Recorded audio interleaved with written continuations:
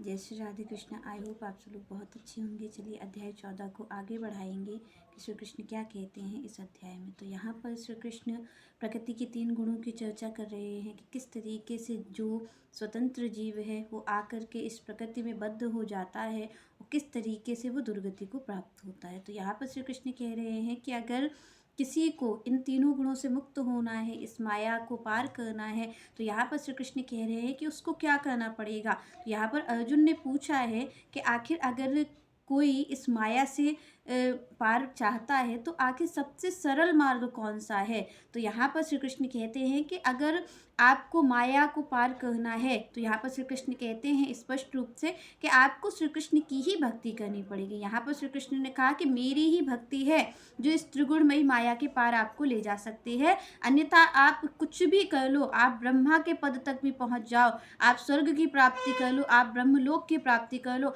फिर भी श्री कृष्ण कहते हैं कि इस माया से पार कोई भी नहीं पा सकता है इस प्राप्ति के बाद भी। क्योंकि आप देखिए जो स्वर्ग में भी बैठे हैं लोग, उनका भी जब पुण्य क्षीण हो जाता है उसके बाद उन्हें इस मृत्यु लोक की ही प्राप्ति होती है। तो यहाँ पर श्री कृष्ण कहते हैं कि जो ब्रह्मा भी हैं वो भी इस त्रिगुणमयी माया से परे नहीं है। तो यहाँ पर श्री कृष्ण ने कहा कि एक मेरी ही भक्ति है जो कि आपको इस त्रिगुणमयी माया से पार कर सकती है, अन्यथा आपको बार बार अनेकों बार यहाँ पर आना ही पड़ेगा। इस त्रिगुणमयी माया से पार करने वाले एकमात्र श्री कृष्ण हैं। तो यहाँ पर श्री कृष्ण ने कहा कि जो मेरी भक्ति है वही इस त्रिगुणमयी माया को पार करा सकती है। और दूसरी बात श्री कृष्ण ने यहाँ पर कहा कि जो मेरी भक्ति, कैसी भक्ति, तो यहाँ पर श्री कृष्ण कहते हैं कि अनन्य भक्ति, जो मेरी भक्ति अनन्यता से करेगा वही इस माया को पार कर सकता है। तो यहाँ पर श्री कृष्ण ने कहा कि भक्ति करनी है, पर कैसी भक्ति करनी, अनन्य भक्ति करनी है, जहाँ पर आप तन मन धन एक के ही आश्रित हो। चाहे आपको कोई भी आवश्यकता हो तो आप श्री कृष्ण की ही शरण में जाएं, आपको सुख आ जाए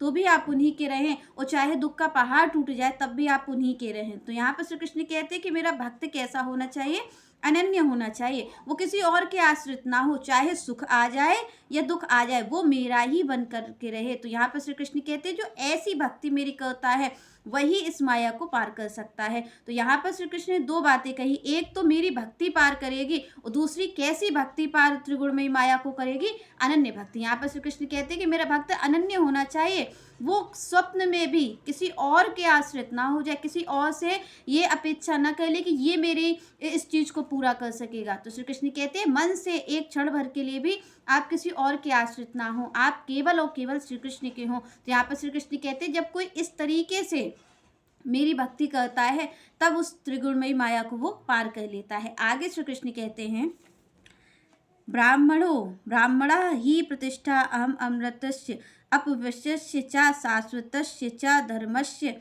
सुखस्य एकांतिक कश्य। तो यहाँ पर श्री कृष्ण कह रहे हैं कि ये जो निर्गुण का पद है, यहाँ पर भगवान के ये जो निर्गुण मार्ग है और निर्गुण मार्ग से जिस ब्रह्म की प्राप्ति की जाती है, जिस सुख की, जिस अविनाशी ब्रह्म की प्राप्ति की जाती है, तो यहाँ पर श्री कृष्ण कहते हैं वो मैं ही हूँ, वो कोई दूसरा नहीं है। उस ब्रह्मा, जो आप ब्रह्म की प्राप्ति आप देखते हैं कि जो निराकार के लोग होते हैं वो सगुण साकार को नहीं मानते, वो श्री कृष्ण को नहीं मानते, पर वो कहते हैं मैं उस निराकार ब्रह्म की उपासना करता हूँ। तो यहाँ पर श्री कृष्ण ने स्पष्ट रूप से कहा कि मुझ में और उनमें कोई अंतर नहीं है, मैं ही वो निराकार ब्रह्म हूँ, मैं ही वो अविनाशी ब्रह्म हूँ, जिसको पा करके जो निर्गुण भक्ति के मार्ग के लोग हैं, जो सुख पाते हैं, जो एकांतिक सुख पाते हैं, वो जो आत्मिक उन्हें सुख मिलता है, श्री कृष्ण कहते हैं वो प्रदान करने वाला और कोई नहीं है, वो मैं ही हूँ, मैं ही उन्हें ये प्रदान करता हूँ। तो यहाँ पर श्री कृष्ण कहते हैं जो निर्गुण भक्ति के मार्ग से जा रहा है वो भी मेरी ही प्राप्ति करेगा, और जो सगुण भक्ति के मार्ग से जा रहा है उसे भी मेरी प्राप्ति होगी। पर यहाँ पर श्री कृष्ण कहते हैं जो निर्गुण भक्ति के मार्ग से जा रहा है वो अपने मन को, अपनी सारी इंद्रियों को एकाग्र करके मुझ में लगता है, तो यहाँ पर श्री कृष्ण कहते हैं कि उसके गिरने का भी डर रहता है, क्योंकि उसने अपने मन को स्वयं एकाग्र किया है। तो आप देखेंगे जो बड़े बड़े ऋषि मुनि जो जो ध्यान लगाते हैं भगवान का, उन्हें कभी कभी क्रोध भी आ जाता है, कभी काम की भी उत्पत्ति हो जाती है। तो यहाँ पर चाहे आप में क्रोध आ गया या फिर काम आ गया तो आप उस पथ से नीचे गिर गए। श्री कृष्ण कहते हैं जिस पद पे आप स्थित हुए थे उससे आप नीचे की ओर आ गए। तो यहाँ पर श्री कृष्ण कहते हैं कि जो निर्गुण भक्ति का मार्ग है, हालांकि मेरी ही प्राप्ति होती है, पर यहाँ पर एक गिरने का भय बना रहता है। और जो मेरी भक्ति है, तो भगवान कहते हैं मेरी भक्ति में गिरने का भय नहीं, मेरा भक्त निर्भय हो जाता है, आनंदित हो जाता है मेरी भक्ति को प्राप्त करके। तो यहाँ पर श्री कृष्ण कहते हैं कि एकमात्र मेरी भक्ति ही सर्वोत्तम है और सर्वोपरि है इस त्रिगुणमयी माया को पार करने के लिए। चलिए नेक्स्ट चर्चा हम नेक्स्ट वीडियो में करेंगे।